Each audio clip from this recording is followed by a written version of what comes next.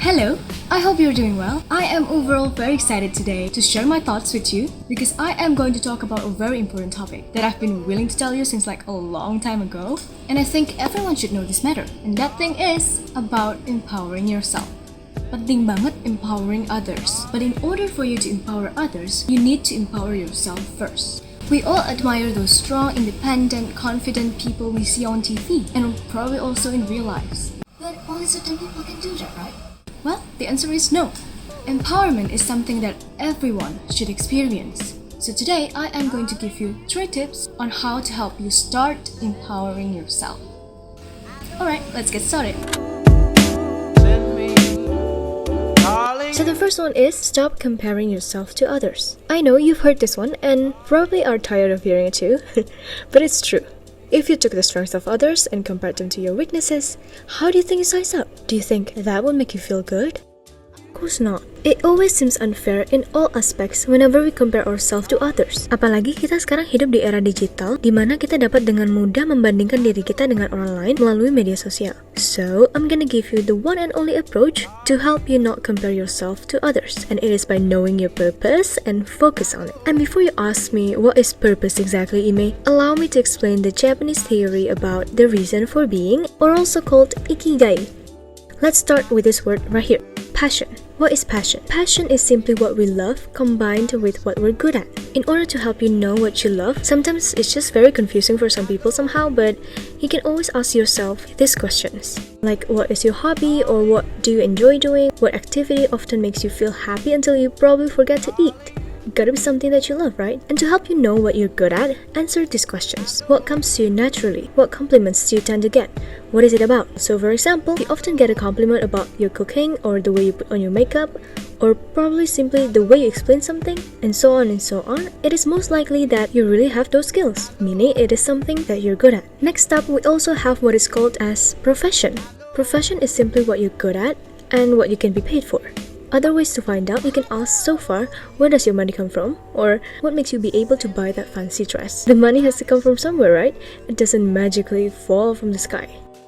Continuing, now we have vocation. What is vocation? Vocation is what you can be paid for and what the world needs. Now that you have known what you can be paid for, you can ask yourself, how do you want to serve the world? Or what is it in the world that breaks your heart? You will come up with something, just don't forget to write it down. Last but not least, we have mission. Mission is the combination of what you love doing and what the world needs. So what we're looking for is this small section right here in the middle. Stick to your purpose and focus on it.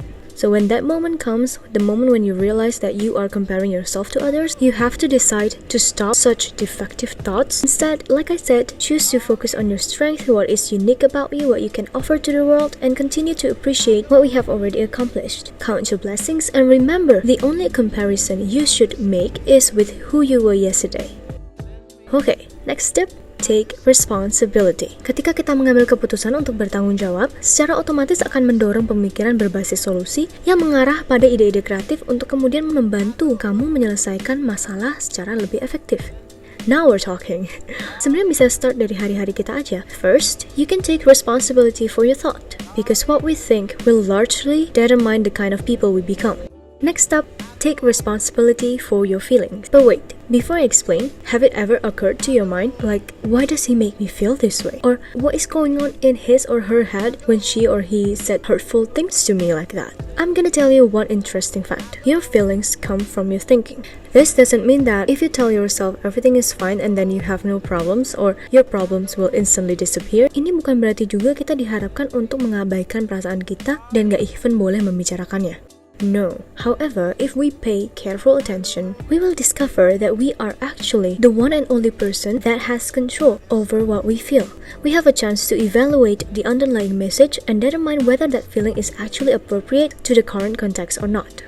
Next, take responsibility for your body. What does your body need? That is a good question to ask yourself. To get rest, to get fit, to lose weight, to gain muscle, or whatever your body goals are right now. Instead of imagining how different life would have turned out if you had the body you wanted, you can really train, reshape, and just do anything to refocus your physical energy.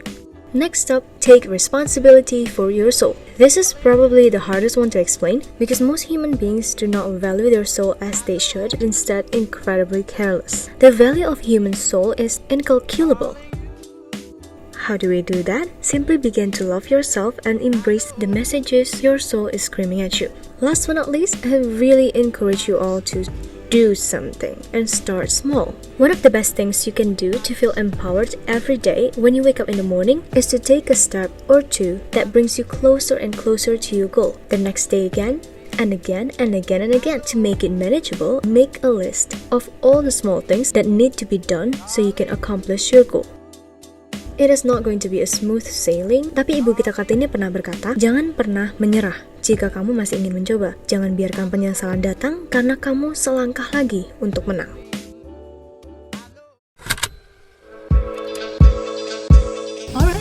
That is all that I have for you today. I hope you learned something throughout this video because I obviously did. Semoga kita bisa terus sama-sama belajar, and thank you banget semua yang udah nonton. Comment down below if you think this video is helpful, and I cannot wait to talk to you again in my next one. I'll see you guys soon.